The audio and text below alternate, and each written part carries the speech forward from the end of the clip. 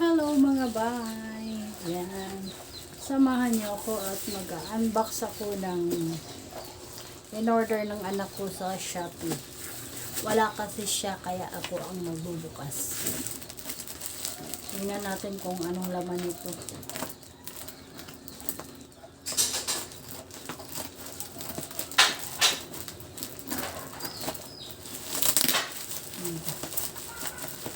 Oops! Para daw ito paglagyan ng pagkain yata ng manok.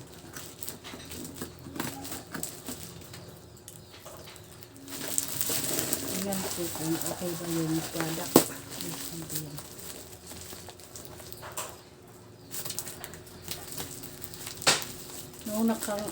Noong nakaraang araw pa ito dumating. Tapos yung rider tamad. Sabi niya, tumawag daw siya 3 beses, wala daw sumasagot. Nung tumawag siya, pag sinasagot, bigla niyang pinapatay.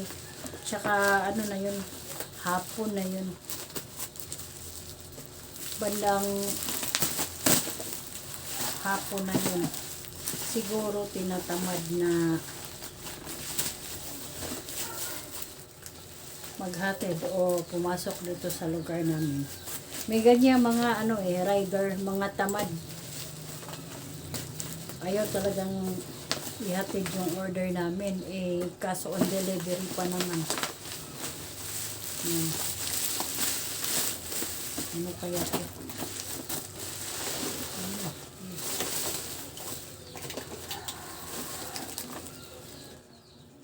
Ito po, ito lang pala.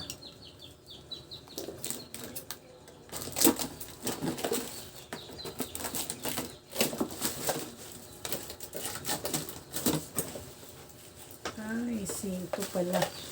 Paglalagyan daw ng pagkain ng manok niya. Ito. Ito. Ayan.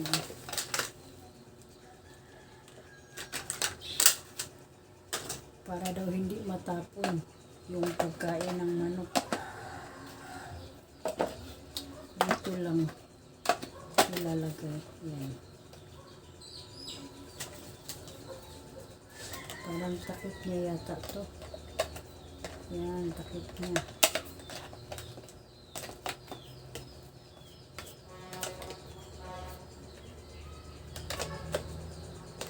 Iiwan, basta yan. Ayan na.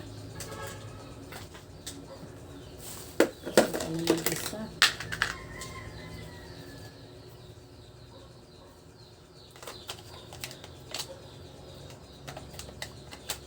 Ano kaya ito ipasok?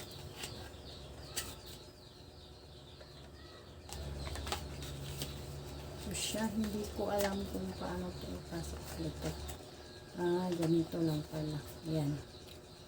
Tapos yung isa, yan. Ano kaya ito?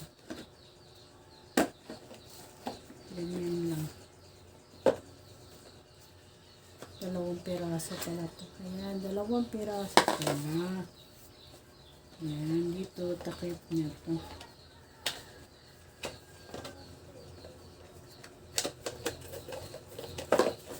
Yan, yan. Lock pala niya ito. Dito ilalagay yung pagkain ng manok.